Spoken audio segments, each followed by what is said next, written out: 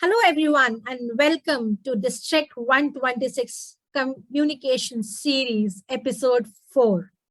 This episode is all about understanding the power of words.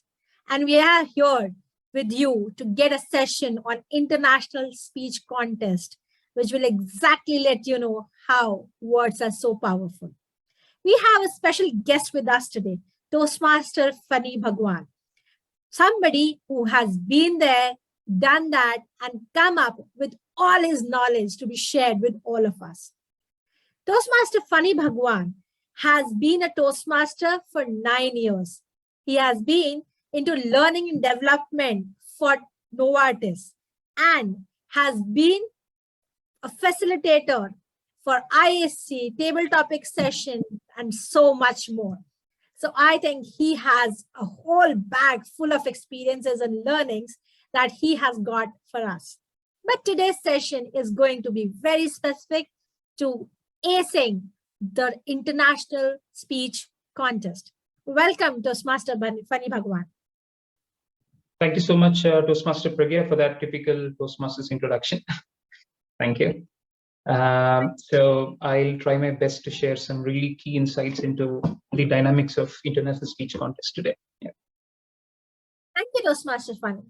As all of us have specifically heard that when it comes to International Speech Contest, the first 30 seconds are something which hook the audience, and give you that punch to start your speech. What are your ideas? How can we make those first 30 seconds of International Speech Contest memorable and something which people would not want to forget? Sure. I think before we get into how can we make the initial 30 seconds more memorable, I believe it's important for us to understand why should we focus on the initial 30 seconds and what is the reason behind it, right? So do you watch movies by any chance? All right. And I'm sure you would have watched movies like Avatar or Bahubali or RRR and movies like that, right? Now, this all boils down to the concept of audience analysis. How do we basically connect with the audience, right? So before we understand this concept of audience analysis in a Toastmasters ecosystem, let's understand from a movie director's point of view as to how do they plan this audience connect, right? Now, before you watch any movie for that matter in today's generation, you get to watch the trailer and teaser, right? And every time you watch the trailer and teaser of any movie for that matter, you tend to create an initial impression that the movie is going to look like this. Before you go and watch the movie, just by viewing the teaser and trailer, you create a preconceived notion about the movie and you sort of come up with some expectations, right? Now you go and sit in the theater and the director already knows that you have an already established impression on the movie because you watched the trailer and teaser, right? The director then uses something called influencing factors. And these influencing factors are the story, the background, the music, the hero, the heroine, why Kattappa killed Bahubali, and all of that, right?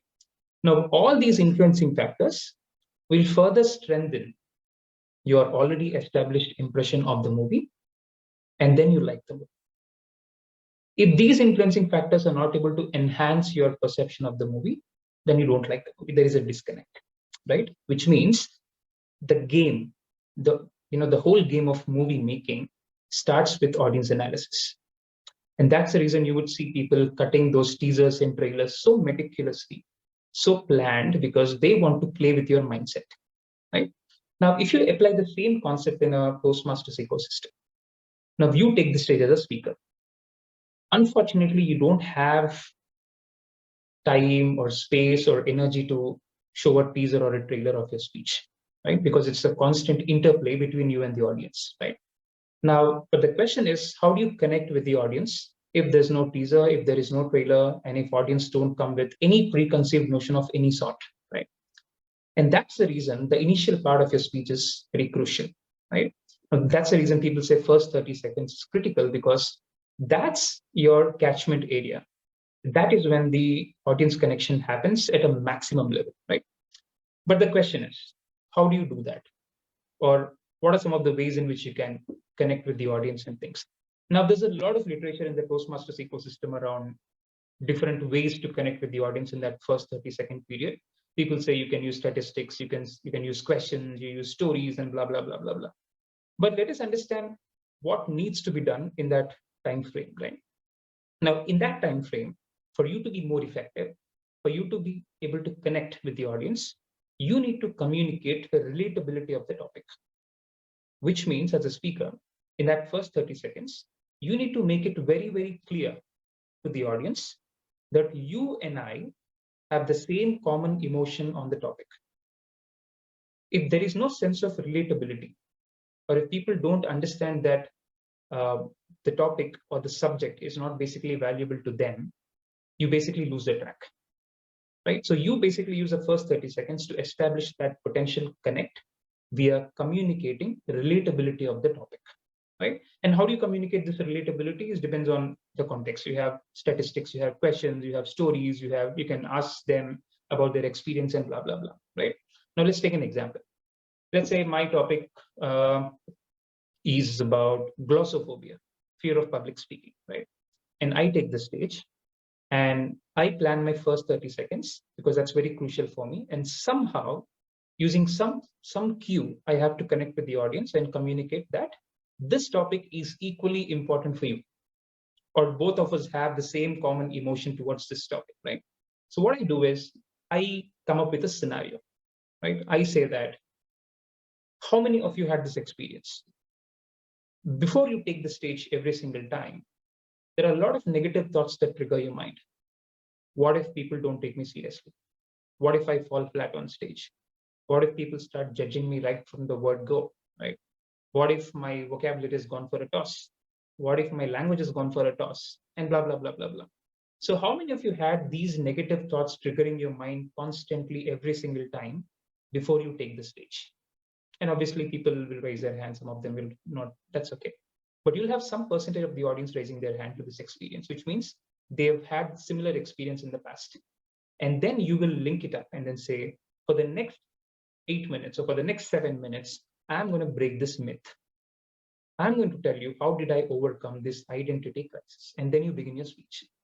So what happened in the first 30 seconds is that people are very clear that both of you, the speaker as well as the audience, have got the same common emotion towards the topic, right? And that's the reason we say 30 seconds is the number.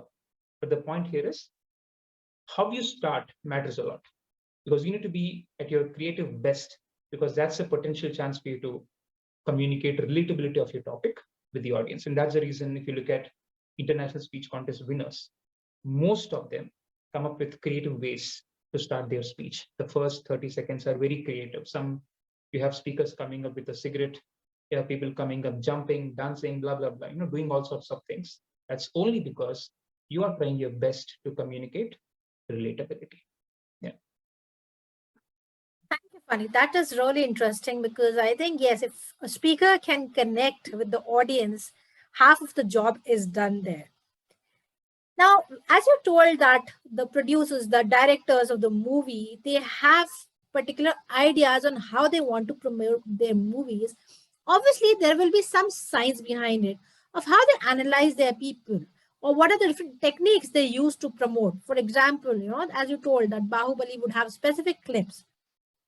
Similarly, when it comes to public speaking or speaking in an ISC speech, also there are some techniques and tips which people follow on what they should be using and what particular technique would they want to apply into their speech, and probably different for everyone. So what do you think when it comes to specifically international speech contests, what are the techniques which people can use when they are creating their speech or probably when they're speaking on the stage? Sure. Let me talk about 3 different techniques that I find very significant, especially when it comes to international speech contests, right? So there is this dichotomy in the thought process. So there are 2 schools of thought. The first school of thought tells you that you need to craft your storyline first and then think of the kind of message you want to deliver. The other school of thought tells you that you need to come up with a core phrase or a core ultimatum first, and then think of crafting your story next, right? Both the schools of thought are okay, but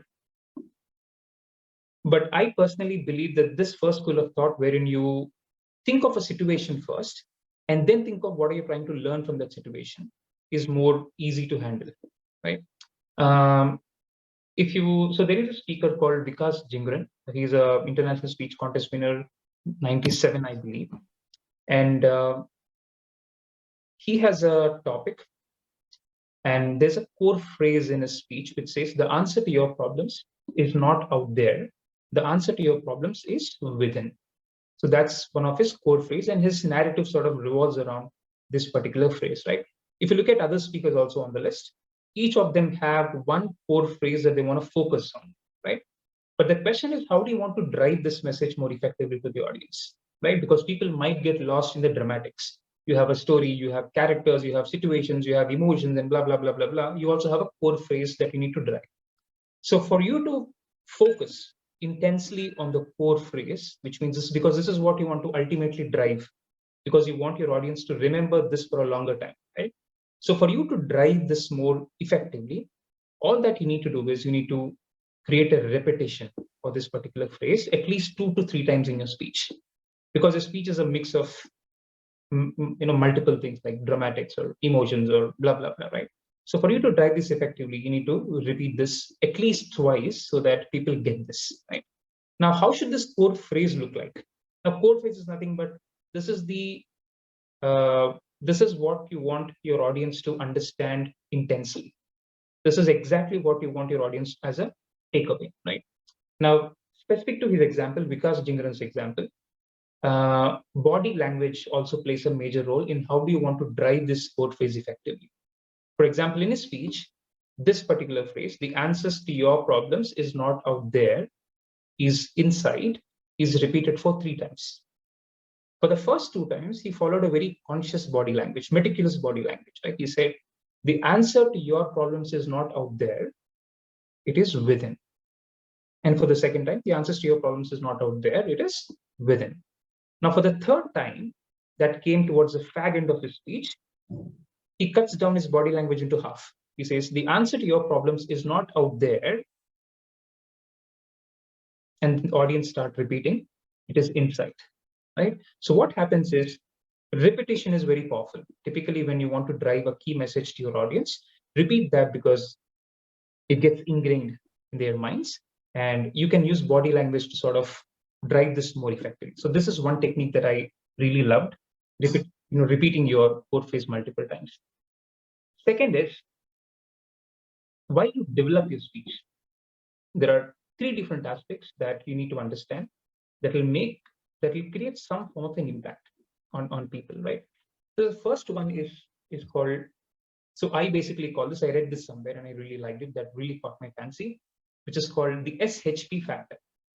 SHP, which is sensualize, humanize, and personalize your topic, right?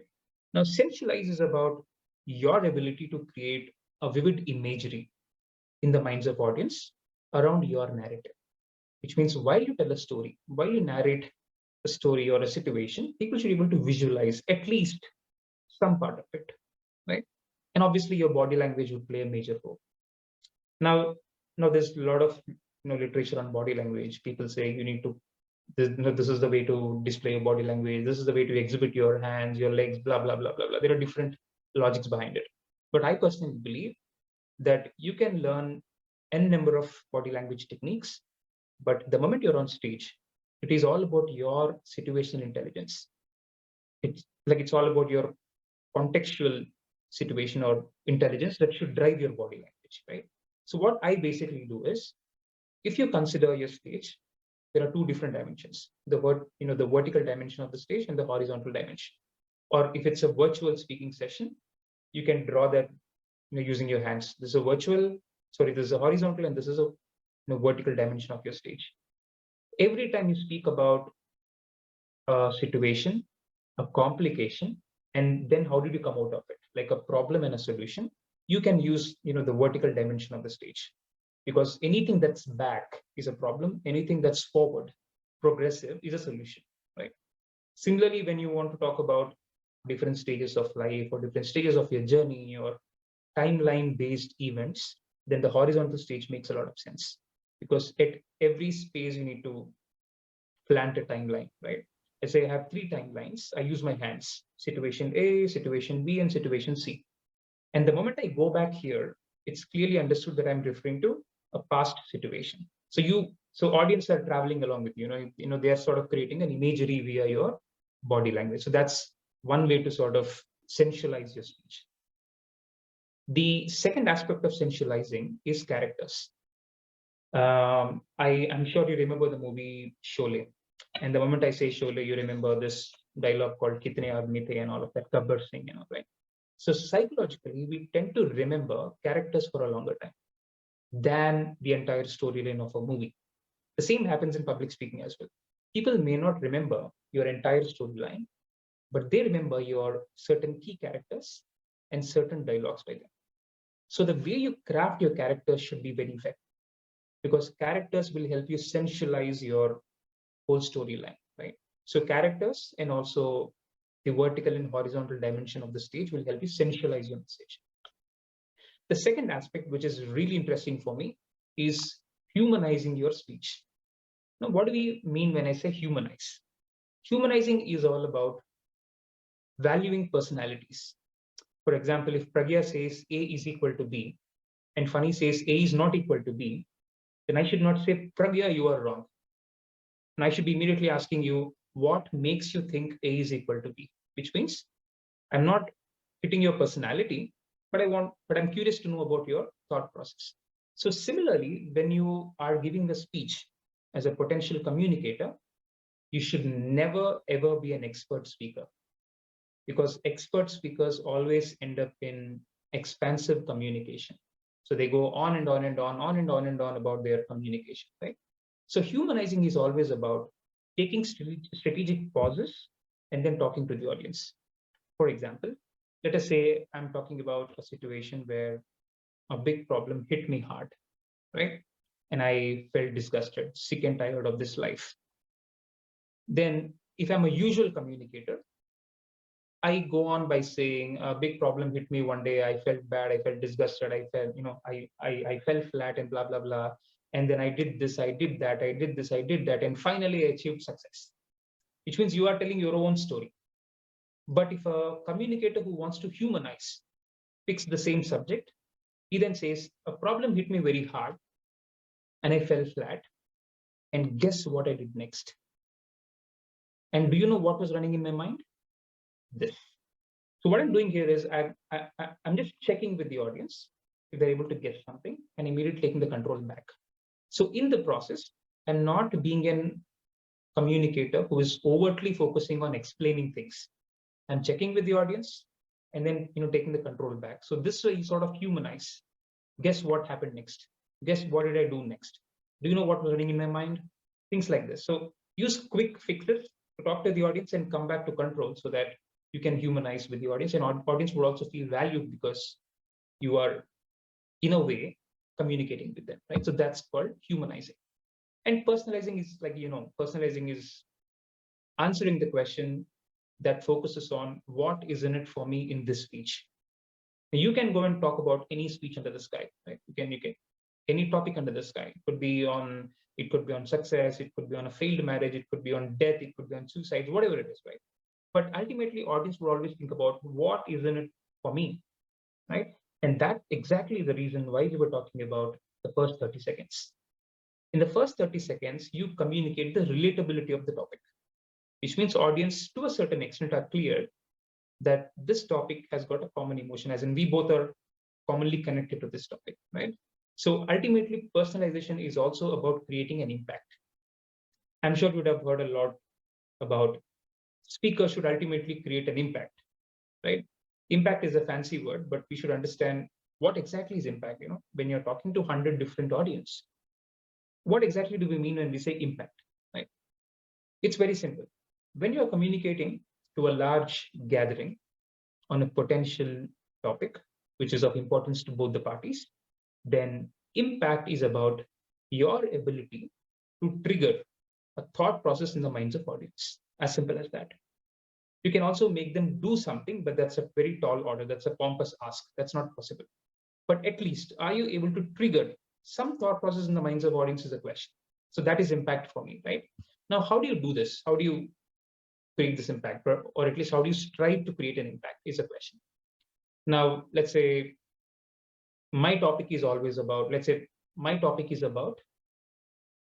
taking critiques seriously in life and not getting surrounded by yes men, which means I'm sure you would have had people called yes men in your life who would constantly say yes to whatever you do in life. So if you have yes men surrounding you who would constantly nod their head for whatever you do in life, there's no progress. So you'll never ever grow in life. You should have critics who tell you that this is right, this is wrong, and blah, blah, blah, right? So let's say if that is my topic, towards the fag end of my speech, when I conclude my topic, I use my core phrase and I ask people to think about it. And then I leave the stage. For example, in this case, let me pick a quotation. The quotation to this particular situation could be, you are not always right. And people who say you're always right are always wrong. If this is the concluding phrase of my speech, then I give this to the audience. I say, you are not always right. And people who say you're always right are always wrong. Think about it. And then I leave, which means I'm leaving them with a thought to basically focus on. You can do that, or let's say my topic is, again, fear of public speaking. Or let's say glossophobia again. Towards the end of my speech, I would give them some takeaway, and that takeaway should be in the form of an action. For example, once I conclude my speech, I can tell the audience that next time, before you take the stage, if these negative thoughts start triggering your mind, what if something, happens, what if something, what if I goof up something, if, what if I fall flat, what if people judge me, blah, blah, blah, blah, blah. Place those thoughts aside for some time, take the stage, and the moment you take the stage, never ever think about your performance. Always think about the audience, because public speaking is not about you. It is about your audience. So every time these thoughts hit you hard, take a second, place them back, and never ever think of them. Only focus on the audience and then see the magic unfold. Try this the next time before you take the stage, and I leave. So I'm asking them to try something, right? So impact could be in the form of thought process. Impact could also be in the form of an action takeaway. So centralizing your speech, humanizing your speech is very important, because you'll end up as a regular communicator who has got no focus on the audience. You're just running like a train. And then personalization, because unless you communicate relatability with the audience, no matter how good communicator you are, no matter how great is your speech, unless there is relatability involved, you're a gone case. So the SHP factor is something that I feel is very important when it comes to public speaking. Yeah. I think I would take away the SHP with me for sure. So till now, Funny, we have understood why starting it in a particular manner, wherein you hook people, wherein you tell them the relatability factor is so important. We've also understood that during the speech, this SHP plays such an important role to keep the audience with you. And I think it's really, really difficult, even for 5 to 7 minutes, if there is no relatability and there is no connect, the people would really be here and there. But they also say that when it comes towards the end, when I go back home, the end, the conclusion of the speech is something which is something which I'm going to remember for a really, really long time. So how do you think? I have started with a bang, I have told the connectivity factor, but how do I effectively, in a much more stronger way, conclude my speech so that the people remember it forever? What can be that one or two striking ways of doing it? Sure. I think everybody would love ending their speech with impact. I think we've just discussed what exactly impact is. You either leave them with a thought or leave them with some action, but don't conclude anything bland, because ultimately public speaking is about your audience. It's not about you. So that's one way to handle the situation. Second is a technique that I learned recently, which I felt really incredible, typically for public speakers, is I'm sure you would have heard of this concept called rule of three. Now, this rule of three is a concept that's used by major consulting firms to break down a problem into different segments for them to be able to understand that easily, right? Most of the times when it comes to public speaking, we come up with narratives or storylines, right? And we tend to overtly communicate a situation. Overtly communicate a situation, which means you focus too much on the details, right? So you can apply the same rule of three in your speech, because this will help people understand the whole intent of the speech easily, so that they can remember it for a longer time, right? I can give an example. Now, let's say, again, I'm talking about a situation as part of my speech where a major problem hit me hard, right? And I did not accept the problem, because I think this is common with everybody. Every time we encounter a problem, we say, oh, why me always? Why is this problem coming to me, right? Why should I suffer all the time? Blah, blah, which means you're not accepting the problem. And that's the reason you're suffering, right? Now, if I have to communicate this in a speech, I can do it in two different ways. The first way is a regular way, where I say, a problem hit me hard, I felt bad, I did this, I did that, I did this, I did that, and finally did something and I succeeded. So you should also do the same to overcome problems like this. This is good. But the problem is, people may not remember this for a longer time because it has a continuous thread, like a storyline. The second way, I'm not saying this is applicable to all the storylines, but this can be done for certain storylines, right? And this is, you break the story into parts and explain each part individually. For example, I can say that every time a problem hit me hard, I had two options: either to become wise or start worrying. The moment I started worrying about a problem, my rationality was getting killed. I was in a bounded rationality. I was not going beyond the problem. But the moment I started becoming wise, which means I started accepting the problem, and the moment I accept the problem, I started going ahead, and I was being a little progressive. I was able to look at the solution. So next time a problem hits you hard, you have two options: either to become wise or to start worrying. Choose your option. And I leave. So the second is a little effective because it's very easy for people to remember. So next time something hits them hard, they have two options, A or B. I can pick one, and I also know the consequences better, right? So this is another technique that will help people remember your speech for a longer time, because you're making it overtly simple for them, right? So impact is one side of the story, and using rule of three or rule of two, where you break things into segments, is another way of doing it. Yeah. That's amazing learning, I must say. And I really like the idea of A and B, because I am somebody who does not like too many options. So this gives you an easy way out. So till now, Funny, we really learned about a powerful start, a powerful conclusion, how to create impact, and the power of three and all of this. So I think you've shared really amazing learnings with us. When I am crafting my speech next time, I am going to take all of these together. Now, here are some quick questions which came to my mind when I was preparing for my ISC speech.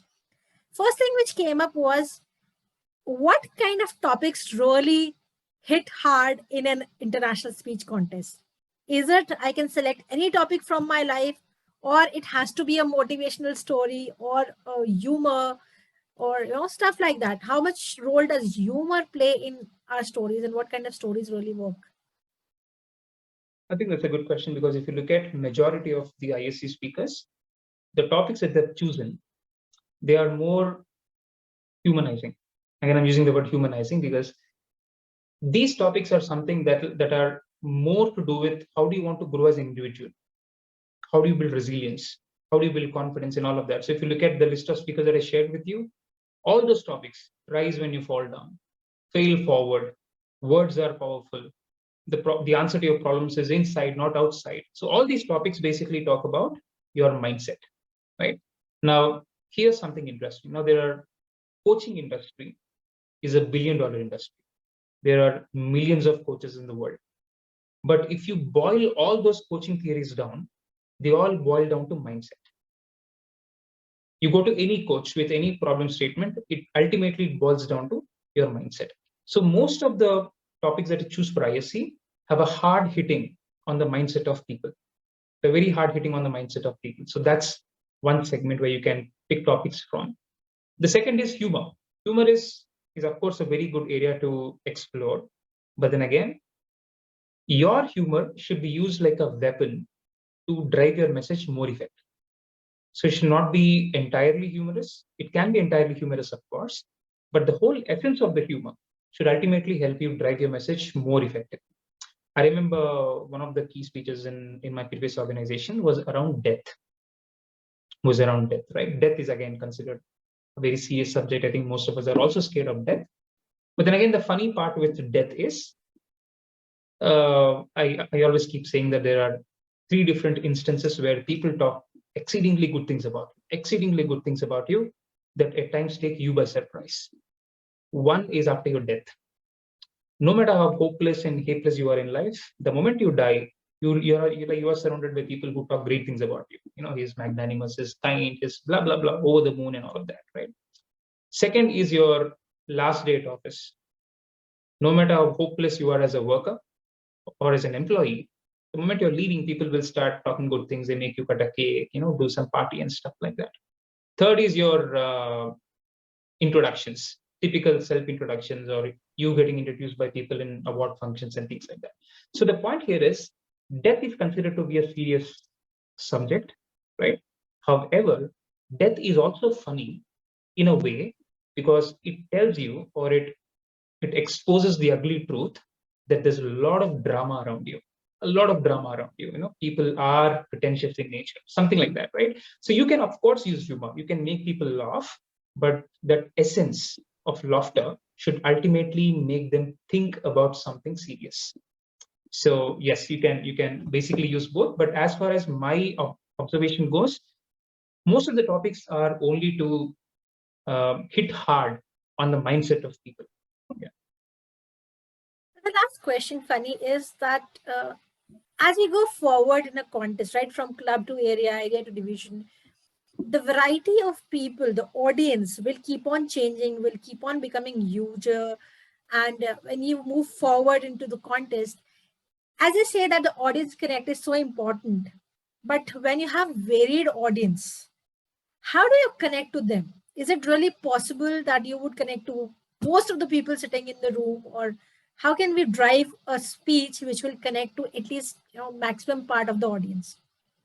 I think part of it can be easily understood already, because if you pick any ISC topic, you will connect to it instantly. Because as I said, most of the topics revolve around mindset, and anything in the world begins in the mind and ends in the mind.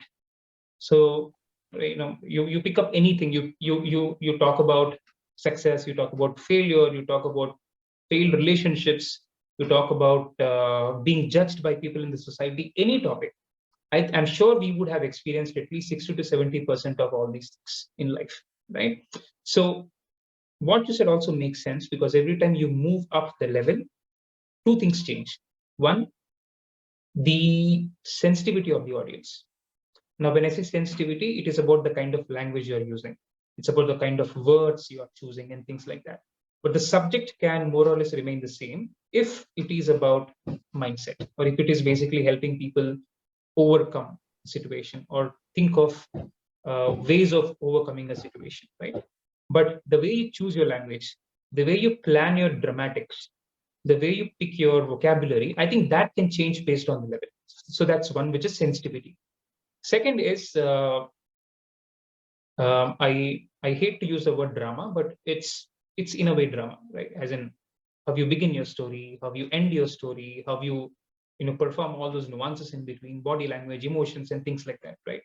So depending on the level of audience, you basically need to cut down on the dramatics. For example, in my club level, I can show varied emotions, but maybe in a division level, given that people are coming from different sensitivities, regions, and blah blah blah, I may need to rethink of how do I want to express my emotion, right? So there are two dimensions: your perception and expression. Only if your perception is clear, your expression turns more impactful, right? So wherever you are at any which level of per se, your perception can still remain the same, because that's your core thought process, but the expression can basically be changed or fine-tuned based on the level of audience you're basically dealing. Yeah. That's something which is amazing to know. I think very few people share this part of hitting the ISC so hard that you knock it down you get the award for it. So today we had Toastmaster Funny letting us the tidbits of the knowledge that he has gathered from his experience in Toastmasters journey. We have talked all about how you can ace the international speech contest by having an effective start. He also talked about how SHP, sensuality, humanizing, and personalization, works in the storyline of an international speech contest. And he also told about the impact that is needed in the conclusion. And we also got to know how you can change at different levels when you go forward in an international speech contest, how you can approach, you can actually look for more and more audience to be with you by creating a personal connect that your story will tell them of why is it for them as well. How beautifully has it been said? Words can inspire, words can destroy, words can make your memories last longer, and words have the power which nothing in this world has. And today, Toastmaster Funny clearly told us how to use our words wisely to create that impact and win those ISC speeches. Thank you so much, Toastmaster Funny Bhagwan, for sharing all the valuable thoughts with us. I'm sure that more and more people will be inspired to go ahead and compete in the international speech contest. And all the best to the audience for your journey forward. I'm sure all these things, the ideas are going to help you wonderfully and beautifully. Thank you once again, Toastmaster Funny Bhagwan, for joining us for this session of Know the Power of Your Words, how beautifully they create an impact, and another session of the communication series. Hope you enjoyed the session today. Thank you for joining us.